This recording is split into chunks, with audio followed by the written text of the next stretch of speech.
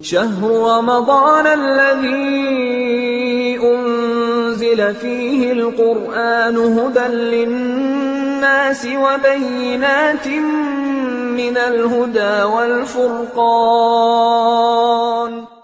ماہ مبارک رمضان اپنے اختتام کو پہنچا۔ خدا کی بارگاہ میں دعا ہے بار الہ ہمارے روزوں کو قبول کر لے، ہماری اس کوشش کو مشکور بنا دے،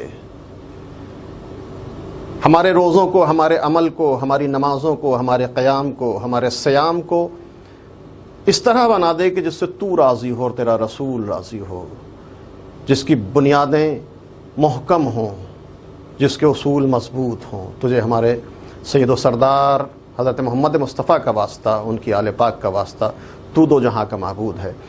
تو آج ہم عید کے آستانے پر ہیں۔ ماہ مبارک رمضان اپنے اختتامی مرحلے میں ہے، عید کا دن ہمارے سامنے ہے۔ آپ سبھی حضرات کی خدمت میں روز عید کی تہہ دل سے مبارکباد، اور خدا کی بارگاہ میں دعا کہ بار الہ ہمارے روزوں کو مشکور اور مقبول بنا دے، شرف قبولیت سے نواز دے۔ ہمیں کیسے پتہ چلے کہ ہم نے جو روزے رکھے ہیں وہ اللہ کی بارگاہ میں قبول ہوئے یا نہیں؟ جب انسان کی زندگی پر قبولیت کا اثر نمایاں ہو تو پتہ چلتا ہے کہ عمل مقبول ہوا۔ روزے کا اثر کیا تھا؟ کتب علیکم الصیام کما کتب الذین من قبلکم لعلکم تتقون۔ روزہ تم پر واجب رکھا گیا جیسے کہ پہلی امتوں پر بھی تھا، کیوں؟ شاید تم متقی ہو جاؤ۔ اگر روزہ رکھنے کے بعد کردار میں تقوی کی جھلک نظر آتی ہے تو اس کا مطلب یہ ہے کہ ہمارے روزے بارگاہ حق میں شرف قبولیت سے نواز دیے گئے، چونکہ عمل کا اثر عمل کے بعد ظاہر ہوتا ہے۔ عید کے دن ہمارے قلب کی کیفیت سے ہم کو احساس ہوگا کہ ہمارا روزہ مقبول بارگاہ خداوندی تھا یا نہیں، کردار میں تقوی کی جھلک پائی گئی یا نہیں۔ ایک شخص چھٹے امام امام جعفر صادق علیہ السلام کی خدمت میں حاضر ہوتا ہے، مولا ہمیں کیسے پتہ چلے کہ ہماری نمازیں قبول ہیں یا نہیں؟ مولا کہتے ہیں کہ دیکھو، سبب سے مسبب کا پتہ چلتا ہے، اثر سے مؤثر کو دیکھا جاتا ہے، علت سے معلول کو تلاش کیا جاتا ہے۔ اگر تم یہ جاننا چاہتے ہو کہ تمہاری نمازیں قبول ہوئیں یا نہیں تو یہ دیکھو کہ نمازوں کا اثر تمہاری زندگی میں آیا یا نہیں۔ مولا نمازوں کا کیا اثر ہے؟ کہا قرآن نہیں پڑھتے؟ قرآن نے نمازوں کا اثر بتایا، ان الصلاۃ تنہی عن الفحشاء والمنکر۔ نماز انسان کو برائیوں سے بچاتی ہے، نماز انسان کو فحشاء اور منکرات سے دور رکھتی ہے، یہ نماز کا اثر ہے۔ پس اگر نماز پڑھی برائیوں سے بچے تو اس کا مطلب یہ ہے کہ نماز قابل قبول ہے خدا کی بارگاہ میں۔ لیکن اگر نمازیں پڑھیں لیکن برائیاں انجام دیتے رہے تو اس کا مطلب یہ ہے کہ یہ عبادت نہیں تھی، یہ ورزش تھی، یہ کثرت تھی جو انجام دی ہے۔ اسی طرح روزے کا اثر لعلکم تتقون، روزے کا اثر یہ ہے کہ تمہارے کردار میں تقوی نظر آئے، اور یہ تقوی ماہ مبارک رمضان کے بعد نظر آنا چاہیے۔ روز عید انسان دیکھے، خود کا محاسبہ کرے، آزمائے خود کو کہ کتنا انسان کے اندر تقوی پیدا ہوا۔ اگر روز عید انسان کے گناہوں کی طرف قدم آسانی سے بڑھ جائیں تو اس کا مطلب یہ ہے کہ سوچنا چاہیے کہ ہم نے کیسا روزہ رکھا۔ لیکن اگر عید کا دن عبادت الہی، ریاضت، بندگی، ذکر خدا اور مناجات میں بسر ہو تو اس کا مطلب یہ ہے کہ بارگاہ حق میں ہمارے روزے قبول ہوئے۔ اللہ نے ہمارے لیے عبادت کے لیے دو بہترین موقع فراہم کیے، ایام عزا جس میں ہم عزائے امام حسین کے ذریعے عبادت الہی کرتے ہیں، دوسرا موسم ماہ مبارک رمضان جس میں نماز، روزہ، تلاوت قرآن اور نیک اعمال کے ذریعے عبادت الہی بسر کرتے ہیں۔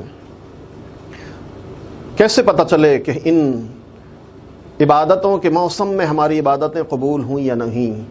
تو اگر ان ایام کے ختم ہونے کے بعد 9 ربیع الاول کو عید فطر کے دن ہم خود کو گناہوں سے بچا لیں تو اس کا مطلب یہ ہے کہ ہمارا عمل مقبول ہے، ہمارے روزے بارگاہ خداوندی میں شرف قبولیت سے نواز دیے گئے، ہمارے راز و نیاز، ہماری عبادتیں، ہماری تلاوت قرآن سب کو قابل قبول ہے۔ لیکن خدا نخواستہ اگر ہم روز عید یہ سمجھ لیں کہ بس فصل عبادت ختم ہو گیا، موسم عبادت تمام ہو گیا، بعض اوقات ہم میں سے کچھ افراد ایسے ہیں روزہ عید یہ سمجھتے ہیں کہ اب ہم آزاد ہو گئے، شیطان کھول دیا گیا، بسا نعوذ باللہ قدم گناہوں کی طرف بڑھ جاتے ہیں۔ اس کا مطلب یہ ہے کہ محاسبہ کرنا چاہیے، تجزیہ کرنا ہے اپنے روزوں کا۔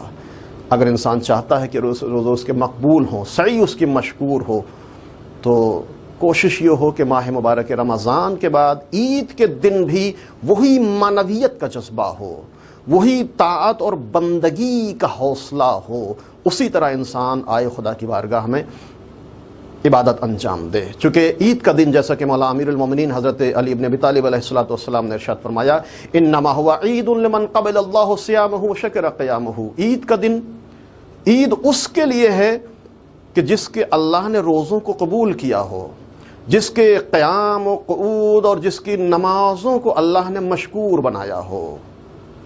تو اگر صحیح معنی میں خوشی حاصل کرنا چاہتا ہے انسان تو کوشش کرے کہ وہ معنویت جو رمضان کے اندر اپنے اندر پیدا کی تھی، وہ کیفیت جو ماہ مبارک رمضان میں جس سے قریب ہونے کی کوشش کی تھی، وہی کیفیت، وہی معنویت روز عید اور اس کے بعد بھی جاری و ساری رہے۔ ایسا نہ ہو کہ عید کے دن ہمارے قدم گناہوں کی طرف بڑھ جائیں۔ اگر عید کے دن انسان گناہ کرتا ہے تو اس کا مطلب یہ ہے کہ وہ دن اس کے لیے کبھی بھی عید نہیں ہو سکتا۔ مولا امیر المومنین ارشاد فرماتے ہیں، کل یوم لا یعصی اللہ فہو عید، جس دن انسان گناہ نہ کرے وہی دن اس کا عید کا دن ہوتا ہے۔ بس انسان اپنی زندگی کے ہر دن کو عید کا دن بنا سکتا ہے، شرط یہ ہے کہ دامن کردار کو گناہوں کی گندگیوں سے آلودہ نہ ہونے دے۔ روایت کہتی ہیں کہ عید کا دن ان لوگوں کے لیے انعام کا دن ہے جو اچھے کام انجام دیتے ہیں، ان لوگوں کے لیے نقصان کا دن ہے، خسران کا دن ہے جو گناہوں میں مبتلا ہوتے ہیں۔ عید کا دن قیامت کے دن سے شبیہ رکھتا ہے، عید کا دن توبہ، استغفار، مناجات کا دن ہے۔ عید کا دن سب سے اہم غریبوں، محتاجوں، حاجت مندوں، درد مندوں کا خیال رکھنے کا دن ہے۔ بہت اہم مسئلہ ہے۔ یہی وجہ ہے کہ اسلام نے شریعت مقدسہ میں شب عید فطرے کو واجب قرار دیا گیا۔ کیوں؟ اس لیے کہ ایسا نہ ہو کہ ہم عید منائیں، ہمارے بچے عید منائیں، لیکن ہمارے پڑوس میں کوئی ایسا ہو جو عید نہ منا سکے۔ ہمارے معاشرے میں، ہمارے عزیزوں میں، ہمارے خاندان میں، ہمارے وطن میں، ہمارے شہر میں، ہمارے اطراف میں کوئی ایسا ہو جو عید نہ منا سکے۔ یہی وجہ ہے کہ فطرے کو واجب قرار دیا گیا۔ فطرے کے ساتھ ساتھ انسان کوشش کرے کہ ان عید کی خوشیوں کو دوسروں میں تقسیم کرے، بانٹے۔ کوشش کرے کہ جس طرح ہم خوشی منا رہے ہیں، ہمارے بچے کپڑے پہن رہے ہیں، ہمارے گھر میں اچھے کھانے پینے کا انتظام ہے، اسی طرح کوشش ہو کہ سماج کے ہر فرد کہ ہاں عید کا اہتمام اسی انداز سے ہو۔ یہ اسی وقت ممکن ہے کہ جب انسان روز عید غریبوں کا خیال رکھے، محتاجوں کا خیال رکھے، حاجت مندوں کی حاجت روائی کرے، ضرورت مندوں کا ہاتھ پکڑے، پسماندہ طبقے کو اپنے ساتھ ملا کر چلے، گلے ملے اور ان کی حاجت روائی کرے۔ چنانچہ مولا امیر المومنین نے کہا ہے کہ عید کا دن غریبوں اور محتاجوں اور دردمندوں کے خیال رکھنے کا دن ہے، عید کا دن گناہوں سے دوری کا دن ہے۔ جب انسان اس انداز سے عید مناتا ہے تو پھر اس کو حق ہے کہ وہ دعا کرے، بار الہ ہمارے روزوں کو قبول کر دے، ہمارے نمازوں اور ہماری تلاوت قرآن کو جو ماہ مبارک رمضان میں انجام دی ہے مشکور بنا دے، ہماری عبادت کو شرف قبولیت سے نواز دے۔ خدایا تجھے محمد و آل محمد کا واسطہ، تجھے قرآن کا واسطہ جس کو تو نے ماہ مبارک رمضان میں نازل کیا ہے، ہمارے روزوں کو قبول کر دے، ہمارے قیام، قعود، سجود، ہماری نماز، ہمارے اچھے اعمال کو شرف قبولیت سے نواز، بحق محمد و آل بیتہ الطیبین الطاہرین۔